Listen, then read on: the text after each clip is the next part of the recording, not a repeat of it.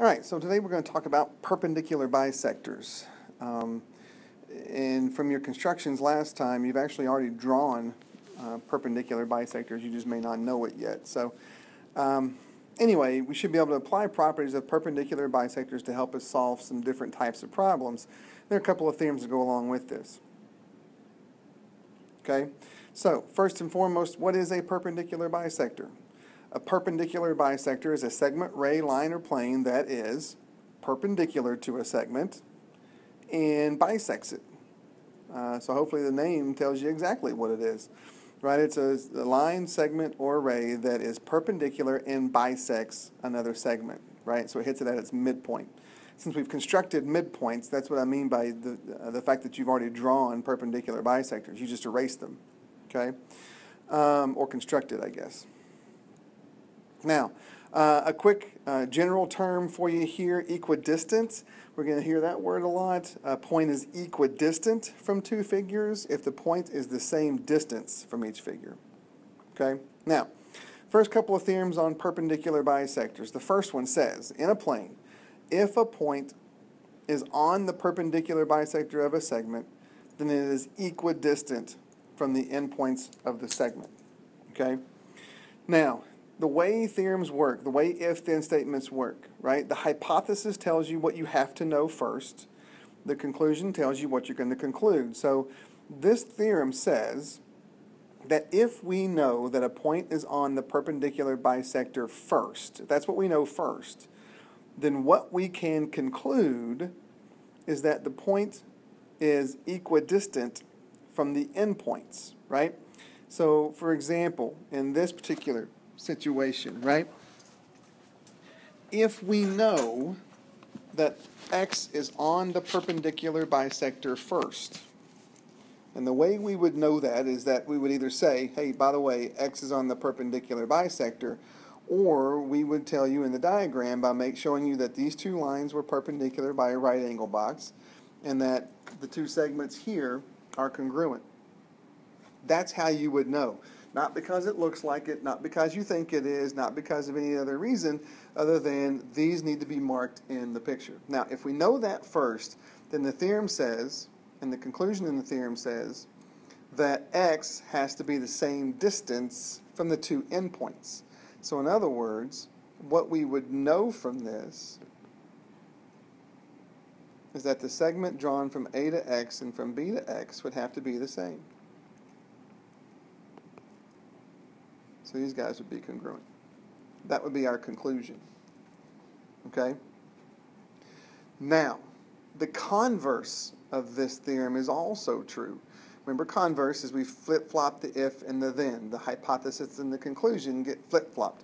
So what that means is the converse says if we know that a point is equidistant from the endpoints first, then we know the point is on the perpendicular bisector. So, and pay attention, there is a difference between the perpendicular bisector theorem and the converse. And the big difference is in what we know first. Okay? So in the converse, we would know that x is equidistant from two points, A and B. In the original theorem, we would know that x is on the perpendicular bisector. These are two different pieces of information. What we would conclude would be different also. So here, in the converse, if we know that x is equidistant from A and B, then we would know that x is on the perpendicular bisector. So again, the difference between these two is what we know first, these are different, and what we're going to conclude is going to be different. So how does that work? Well, in the converse, the way this would happen first is that we would know that this point is the same distance from the endpoints. So if this were x and this were A and B, so if x were equidistant from A and B, then we would know that x has to sit on the perpendicular bisector. So what we would conclude, that's not very good. Can we do this? Okay. then what we would conclude is that x has to be on the perpendicular bisector. So if we draw a line through x, all right, then these two guys would be perpendicular and these two segments would be congruent. So there is a difference in these two theorems. It's about what we know first and then what we're going to conclude after that. They're talking about the same sort of terminology, but the order in what we know things is different. That's how these two theorems are different. Okay? Now, let's use this. So first example here. We want to find the length of RS. Okay?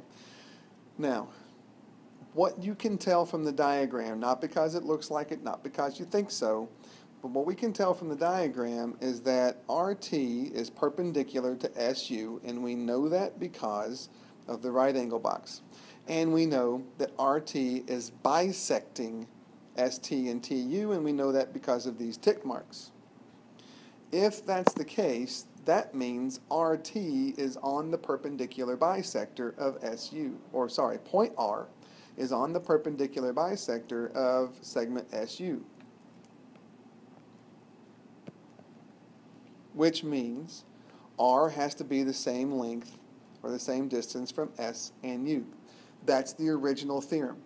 If a point is on the perpendicular bisector, then it's equidistant from the endpoints of that segment. If those are congruent, then we're simply going to set these two guys equal to each other. Go through and solve, and x should be 3. Okay?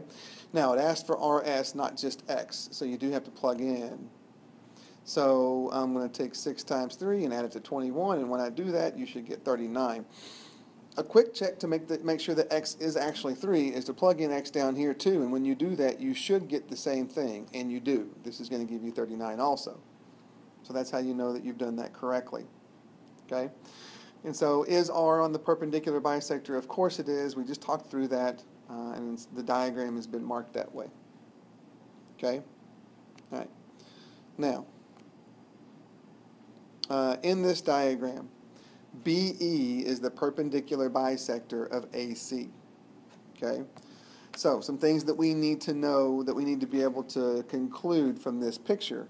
One is, which lengths in the diagram are going to be equal? I'll give you a couple of seconds to think about that. You can stop the video if you want. Try to come up with as many sets of segments that are going to be the same length. And then you can restart the video and see if you're right.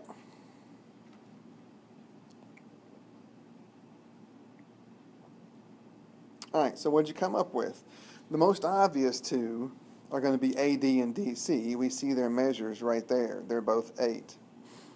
Okay, but we would also know that AB and BC were the same length, and we would know that AE and EC were the same length. And we know that because BE is on the perpendicular bisector, and so that means that automatically AE and EC are congruent. Okay? Now, next question we want to be able to answer is D on BE? Remember, BE is the perpendicular bisector. Is D on the perpendicular bisector, basically? The answer to that question is yes. How do we know that? Because D is the same distance from the two endpoints A and C. And by the converse of the perpendicular bisector theorem, we know that if a point is equidistant from two endpoints, then it has to be on the perpendicular bisector of that segment. Okay? All right. Some other types of problems that we should be able to look at here. Okay? In this first example, can you tell that C is on the perpendicular bisector of AB? Take a second and think about that. Is C on the perpendicular bisector? And you need to have a good geometric reason for thinking so.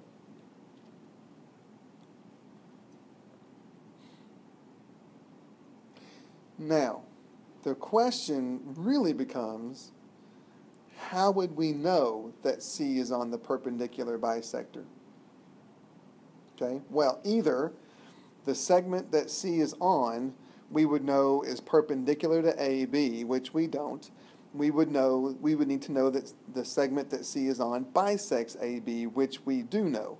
So we do know that it's on a bisector, we just don't know that it's on the perpendicular bisector. Now another way we'd be able to tell is if C were equidistant from these 2 points.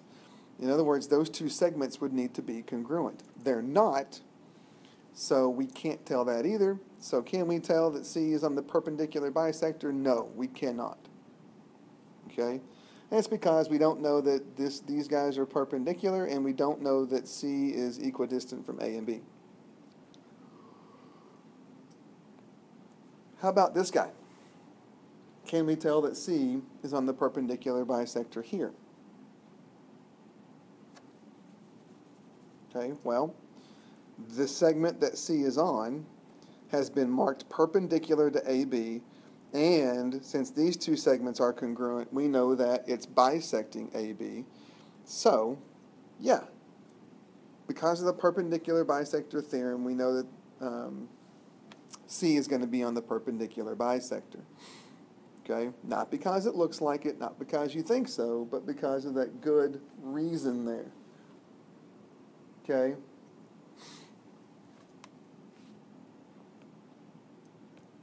Go by the information given to you, not by what you think. Okay? All right, that's the point there. Now, some more definitions for you. When 3 or more lines, rays, or segments intersect in the same point, they are called concurrent. Okay? Anytime 3 or more lines, rays, or segments intersect at the same point, they're called concurrent. Now, where they meet, that point where they all meet, is called the point of concurrency. So an example of both of these, right, would be if these segments met, then they would be concurrent. Okay? This point right here is called the point of concurrency, and now we can, it says 3 or more, so we can draw as many lines or segments in there as we want, as long as they all intersect at the same point, then they're concurrent, and the point is called a point of concurrency. Okay? All right. Now, why that's relevant. And for triangles, there are a lot of different segments that we can draw in a triangle. Perpendicular bisectors, altitudes, medians, these are all things that we'll talk about at a later date. And what happens is when those guys are drawn in a triangle, they do end up being concurrent. So we're talking about perpendicular bisectors now, and so if you draw in the 3 perpendicular bisectors of a triangle, they all intersect at a same point. Okay, so they're all going to be concurrent. What we know about that point is that the point is equidistant from the vertices of a triangle. Okay? So what does that mean? That means in a triangle ABC here, if we drew in the perpendicular bisector to side AB, which would be PD, and we drew in the perpendicular bisector for BC, which would be EP, and if we drew in the perpendicular bisector of AC, which would be PF, they would all meet at a common point. This would be their point of concurrency. And that point P would be the same distance from all 3 vertices. So this segment, and this segment would all be congruent. Okay? So that being said, we can go through the picture now and determine if these segments are perpendicular or congruent. Okay? AB and DP are going to be perpendicular. Okay? AD and DB are here and here. They're going to be congruent. BC and EP are going to be perpendicular. I'm marking up my picture here too much. BE and EC are going to be congruent.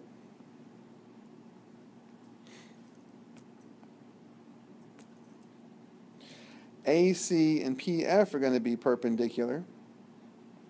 FC and AF, you can find those guys, they're going to be congruent. So if you know you've got your three perpendicular bisectors drawn in, you're going to know that automatically.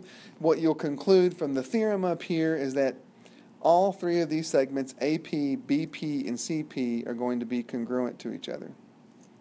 Okay? So, a lot of information there.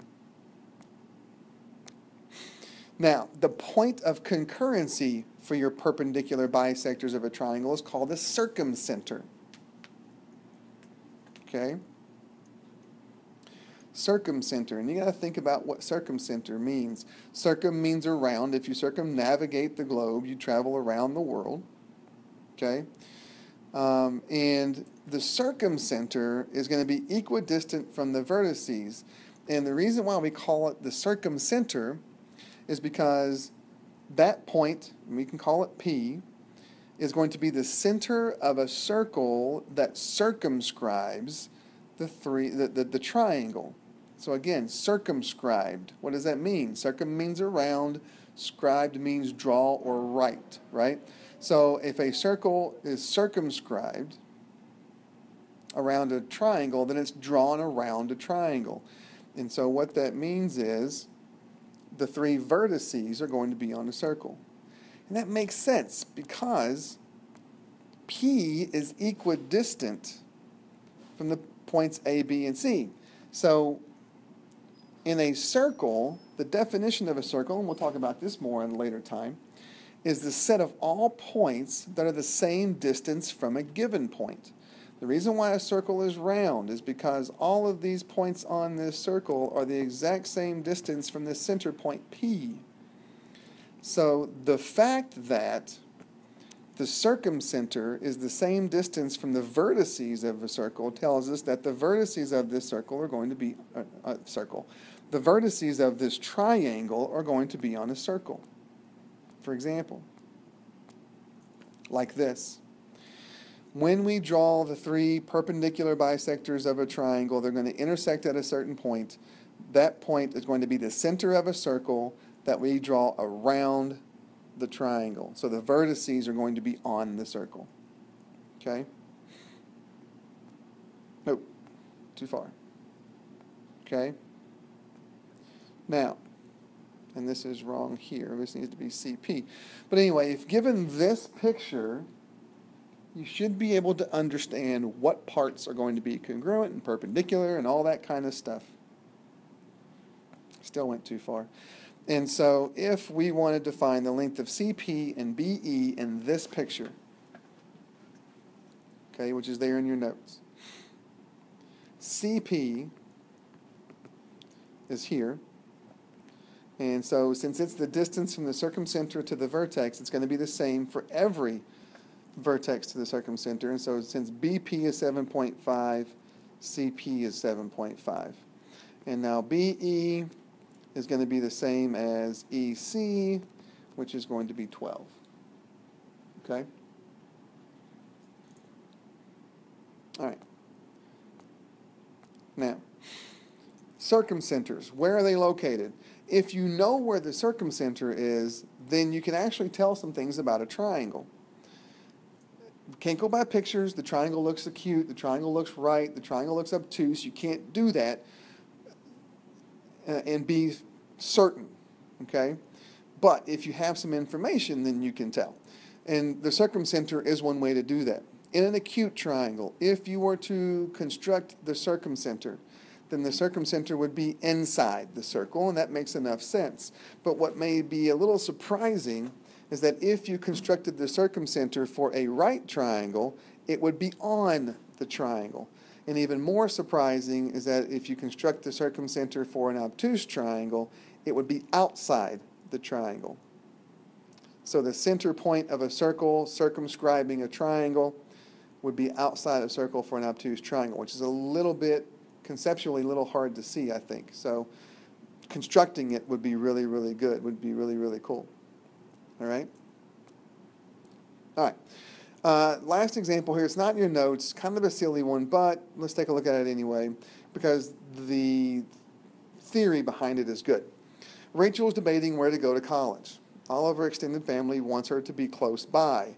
So she doesn't want to go to college and be closer to one member of the family than she is some of the other ones because they'll get mad. Okay? So Grandma Sally Spartan wants her to be in Michigan, to go to Michigan State. Uncle Billy Buckeye thinks she should go to Ohio State. And Aunt Hannah Husker thinks she should attend school in Nebraska.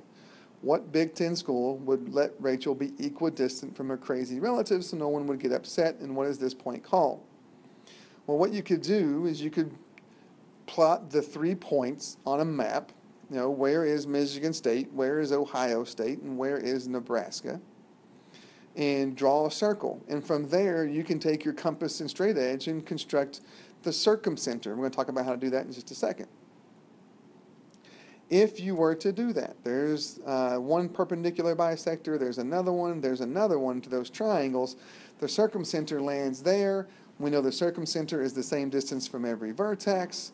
So if she were at that point, she would be the same distance from all of her relatives.